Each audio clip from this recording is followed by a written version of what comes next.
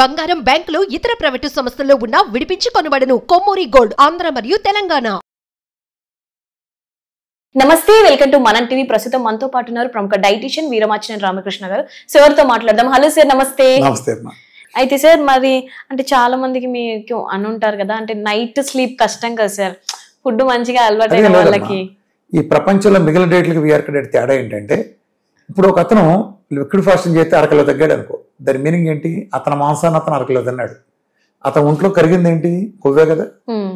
అంటే అతని కొవ్వు అంటే మనం పొట్టలాగా కనిపించేది, పొట్ట తగ్గింది అంటారు. ఎలా తగ్గింది? పొట్ట అంటే కండ అనుకో, కండో కొవ్వు ఏదైనా అది కరిగితేనే వచ్చింది. కరిగి ఎక్కడికి వెళ్ళింది? యూరిన్ నుంచి వెళ్ళిపోయిందా, మోషన్ నుంచి వెళ్ళిపోయిందా, లేదా చెమట ద్వారా వెళ్ళిపోయిందా, గాలి ద్వారా వెళ్ళిపోయిందా? మన ఎనర్జీగా ఉపయోగపడింది. నేను ఈ ప్రోగ్రామ్ ఏంటంటే ఒక డెఫిసిట్ ప్రోగ్రామ్ ఇస్తాను, క్యాలరీ డెఫిసిట్ ప్రోగ్రామ్. ఈ ప్రపంచంలో ఈ డేట్ లో మాత్రమే సైంటిఫిక్ గా నువ్వు ఎంత డెఫిసిట్ కనిపిస్తే, అంటే మన బేసల్ మెటబాలిక్ రేట్ అని ఉంటుంది, దానికంటే ఎక్కువ తింటే ఫ్యాట్ కింద స్టోర్ అవుతుంది గ్లూకోజ్ మెటబాలిజం. తక్కువ కనుక తింటే నీరసం వస్తుంది. సమానంగా తింటాం సాధ్యపడదు. సో మనం ఎక్కువే తింటాం. అందుకే అందరం ఫ్యాట్ అవుతాం. అది ఎక్సర్సైజ్ చేస్తే బర్న్ అవుతుంది, ఎక్సర్సైజ్ చేయకపోతే స్టోర్ అవుతుంది, ఏదైనా పక్కన పెట్టము. సో అలా స్టోర్ అయిన ఫ్యాట్కి యాక్సెస్ ఉండాలంటే మనం ఇచ్చే ఆహారంలో ఇన్సులిన్ ఉండకూడదు. నా డైట్లో ఇన్సులిన్ ఉండదు, అంటే గ్లూకోజ్ ఉండదు కాబట్టి ఇన్సులిన్ ఉండదు. అందుకని డీప్ ఫ్రీజ్ నుంచి తీసుకుంటాక మనం యాక్సెస్ ఇస్తాం. మన పొట్టలో ఉండే ఫ్యాట్ తీసుకోవడం కారణం ఏంటంటే, నా డైట్లో గ్లూకోజ్ ఉండదు కాబట్టి దాని పక్కన ఇన్సులిన్ ఉండదు. ఇదంతా పెద్ద సబ్జెక్టు, నా ఫుల్ వీడియో చూస్తే అర్థమవుతుంది. ఇన్సులిన్ అనేది ఫ్యాట్ స్టోరింగ్ హార్మోన్, అది ఉండగా ఫ్యాట్ తీయడం కుదరదు. అందుకని నేను ఇన్సులిన్ లేకుండా చేసి ఫ్యాట్ తీసేట్టు అలౌ చేస్తాను, నా ఫ్యాట్కి యాక్సెస్ ఇస్తా.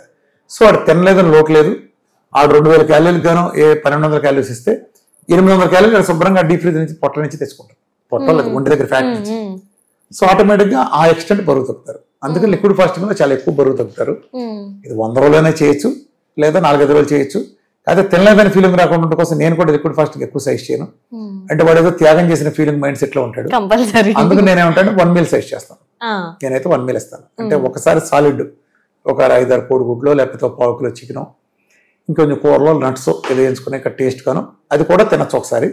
కొంచెం దానికంటే స్లోగా తగ్గుతారు. అలా కాకుండా 2 మీల్ డైట్ లో కూడా స్లోగా తగ్గుతారు, ఇంకా దానికంటే తక్కువ తగ్గుతారు. అయితే స్టాండర్డ్ గా నేను 2 సార్లు తినాలని ఫీలింగ్ ఉన్నాడు, అలా చేస్తాడు. నీకు ఏది కావాలో నువ్వు చూసుకో, లేదా 3 ప్రోగ్రాంలో కూడా నువ్వు ఇటు కావాలంటే షిఫ్ట్ అవ్వచ్చు. సో లిక్విడ్ ఫాస్టింగ్ కూడా నాకు గుర్తున్న, ఒక కర్ణాటకలో ఒక ఆవిడ నన్ను దాదాపు ఒక 50 కిలోలు తగ్గినాక కలవాలి, నేను అక్కడ కర్ణాటక మీటింగ్ వస్తానని తెలిసింది ఆవిడ, 3-4 నెలలు అని చెప్పారు. నేను వచ్చేటప్పటికి బరువు తగ్గి చూపించాలి, ఆవిడ టెస్ట్ మళ్ళీ చెప్పాలని ఆవిడ 100 రోజులు లిక్విడ్ ఫాస్టింగ్ చేస్తారు. 58 కిలోలు తగ్గారు 100 రోజులు లిక్విడ్ ఫాస్టింగ్ చేస్తారు. అప్పుడు కలిసి మీటింగ్ లో 100 రోజులు అసలు మొత్తం చేశారు ఆవిడ. అంటే ఏముంది, కంఫర్ట్ గా చేయొచ్చు, ఏమన్నా పెద్ద విషయం కాదు. ఎలక్ట్రోలైట్స్ సరిగ్గా ఉండేది చూసుకోవాలి తింటాం, అది ప్రాబ్లం. ఎలక్ట్రోలైట్స్ అంటే మనం సోడియం కానీ ఇలాంటి పొటాషియం అని ఉంటాయి కదా, ఇవి మామూలుగా ఏమి తినకపోతే తగ్గుతాయి.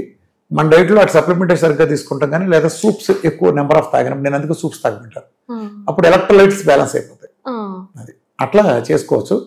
లేకపోతే 4-5 రోజులు ఇది చేసుకుని దానికి మళ్ళీ 1 మీల్ 2 మీల్ షిఫ్ట్ అయ్యి మళ్ళీ 4 రోజులు ఇది చేసుకుని అలా కూడా చేసుకోవచ్చు. లేకపోతే 1 మీల్ స్టాండర్డ్ గా చేసుకోవచ్చు. అట్లా మన ఇష్టం, అది ఇండివిజువల్, డిపెండ్స్ ఆన్ ఇండివిజువల్. అయితే సార్, ఇప్పుడు అంటే జనరల్ నార్మల్ ఏజ్ నుంచి కూడా ఒబేసిటీ చూస్తున్నాం, 15-16 ఏజ్ నుంచి కూడా ఒబేసిటీ చూస్తున్నాం. పిల్లలు స్కూల్కి వెళ్ళి పిల్లలు బస్తాలాగా ఉన్నారు, కట్టడానికి వెళ్ళామమ్మా.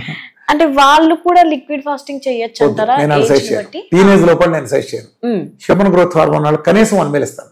1 మీల్ సైజ్ చేయను లిక్విడ్ ఫాస్టింగ్. షుగర్ పేషెంట్స్ గురించి మాట్లాడుతున్నాం. షుగర్ పేషెంట్స్ కి వాళ్ళు చేయొచ్చు అంటారా లిక్విడ్ ఫాస్టింగ్? లిక్విడ్ ఫాస్టింగ్ అనేది ఒబేసిటీ రిలేటెడ్ అంతే, షుగర్ కి దానికి సంబంధం లేదు. అదేనమ్మా, షుగర్ అనేది నువ్వు లిక్విడ్ ఫాస్టింగ్ చేసిన తగ్గుతుంది, 10 మీల్ చేసిన తగ్గుతుంది. దానికి కావాల్సిన కార్బోహైడ్రేట్స్ అందించకపోవటం. ఫ్యాట్ లో నువ్వు ఎంత తిన్నా అది పట్టించుకోదు, దాని గురించి సమస్య కాదు. షుగర్ తగ్గట్టు ఎలాగైనా తగ్గుతుంది. లిక్విడ్ ఫాస్టింగ్ అనేది కేవలం ఒబేసిటీ సంబంధించిన ఇష్యూ మాత్రమే. అది బాగా స్పీడ్ తగ్గాలంటే లిక్విడ్ ఫాస్టింగ్, పర్లేదు యావరేజ్ గా తగ్గాలని అనుకుంటే 1 మీల్, పర్లేదు స్లో అయినా పర్లేదు 2 సార్లు తినాలనుకుంటే 2 మీల్ మన ఇష్టం. అయితే ఈ డయాబెటిక్ పేషెంట్స్ కి సార్, అంటే లిక్విడ్ ఫాస్టింగ్ కాకుండా జనరల్ గా మీరు డైట్ చార్ట్ అలాంటిది ఎలా చెప్తారంటే? డయాబెటిస్ వాళ్ళకి ఏంటంటే వాళ్ళకి 3 నెలల 21 రోజులు చెప్తానండి డైట్. అంటే 4 నెలలు చేయాలి కదా, ఎలాగో 4 నెలలు చేయాలి కదా రైట్.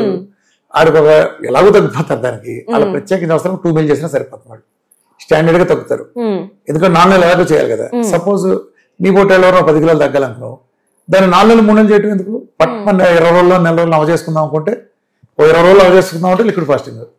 లేదా పర్లేదు కొంచెం స్లో అవుతుంది 1 మీల్ చేద్దాం అనుకుంటే 1 నెల 40 రోజులు అంతే తేడా, తగ్గిపోతుంది. అంటే ఈ ఫాస్టింగ్ కాకుండా జనరల్ లిక్విడ్ కాకుండా సార్ ఫుడ్ అంటే నచ్చింది తింటూనే డయాబెటీస్ తగ్గించుకోవచ్చు అంటారా? నచ్చిందంటే అది తినేదాన్ని నచ్చేట్టు చేసుకుంటే అది అయిపోతుంది. జనరల్ గా ఇప్పుడు బయట అయితే రోటీస్ వద్దంటున్నారు, రైస్ వద్దంటున్నారు, మీరైతే వాళ్ళకి ప్రిఫర్ చేస్తారా సార్ రైస్ కానీ రోటీ కానీ? కాన్సెప్ట్ అమ్మా అలాంటివి తినటం అనేది. ఇప్పుడు నేను రైస్ చెడ్డదని వద్దంటలా, రైస్ కూడా చాలా మంచిదే. ఈ ప్రోగ్రామ్ అడ్డమని వద్దంటారు, అర్థమైందా?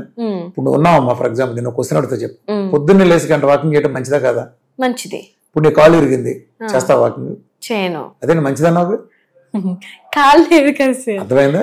నువ్వు ప్రోగ్రామ్ ఉన్నావు కాబట్టి, కాలు ఇరిగి రెస్ట్ ప్రోగ్రామ్ ఉన్నావు కాబట్టి ఇప్పుడు నీకు మంచిది కాదు. అట్లానే అది చెడ్డది కాదు. నేను రైస్ వద్దన్నాను, ఫ్రూట్స్ వద్దన్నాను అంటే అది చెడ్డని కాదు. నేను చేసే ప్రోగ్రామ్ కి అడ్డమని వద్దంటాను. నేను వద్దన్నాయని చెడ్డే కాదు, నేను తినమన్నా ఖచ్చితంగా మంచియే, నేను వద్దన్నా కూడా చెడ్డే కాదు. అర్థమైందమ్మా? అంటే కొన్ని ఏదైనా అవాయిడ్ చేసే ఫుడ్స్ ఏదైనా ఉంటే చెప్పండి సార్. అంటే ఫుడ్ అనేది డైట్ అమ్మా, అది పెద్ద లిస్ట్ అమ్మా. అది అంటే జనరల్ గా ఇప్పుడు బనానా తినకూడదు అంటారు. బనానా కాదు పాయింట్, రిఫైన్డ్ అంటే బయట ఫుడ్ తినకుండా ఉంటే మంచిదమ్మా. ఇవాళ ఆరోగ్యాలు మొత్తం పోవడం కారణం అది. రెండు, నేనైతే ది బెస్ట్ ఒక పాయింట్ చెప్పడం అందులోంచి అంటే ఫస్ట్ చెప్పేది, ఫ్రిడ్జ్ లోంచి తీసిన ఫుడ్ ని వేడి చేసే ఫుడ్ ని మీరు పొరపాటు తినకూడదు. ఫ్రిడ్జ్ లోంచి తీసిన వెంటనే వేడి చేసే ఫుడ్ ఏది మీరు తినద్దు. ఫ్రిడ్జ్ లోంచి తీస్తారు, విపరీతమైన కోల్డ్ లోంచి వస్తుంది, మళ్ళీ మైక్రోవేవ్ లో పెడతారు, ఇది క్యాన్సర్లు తెచ్చి పెడుతుంది. ఇదైతే ఖచ్చితంగా చెబుతున్నా. అలానే ప్లాస్టిక్ ప్లేట్ లో ఫుడ్ తినమాకండి. అది ప్లాస్టిక్ ప్లేట్ పెడతాను, బయటకు వెళ్తావు హోటల్కి, ఇడ్లీ కింద వేస్తాడు. ఒక సపోజ్ అరిటాక్ వేసి ఇచ్చాడు అనుకో, నువ్వు ఇడ్లీ లేపు చూస్తే బొగ్గులో మాడిపోతాడు అరిటాక్.